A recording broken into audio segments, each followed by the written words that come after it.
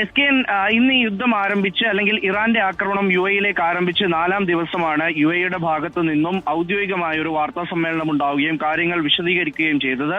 അതിൽ ഉത്തരവാദിത്തപ്പെട്ട മന്ത്രാലയങ്ങളെയൊക്കെയും പ്രതിനിധീകരിക്കുന്ന മന്ത്രിമാരും അംഗങ്ങളും സൈന്യത്തിന്റെ പ്രതിനിധീകരിക്കുന്ന ആളുമൊക്കെ ഉണ്ടായിരുന്നു.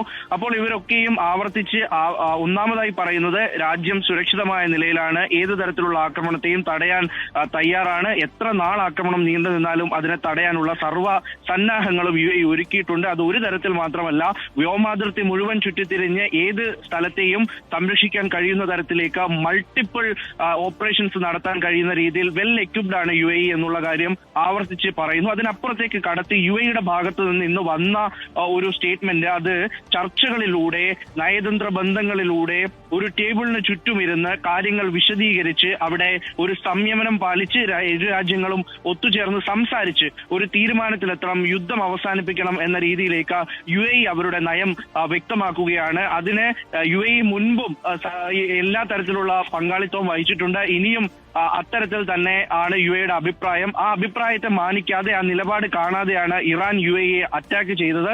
അതൊരിക്കലും അംഗീകരിക്കാൻ കഴിയില്ല. രാജ്യത്തിന്റെ പരമാധികാരത്തിന് മേലുള്ള കടന്നുകയറ്റമാണ്.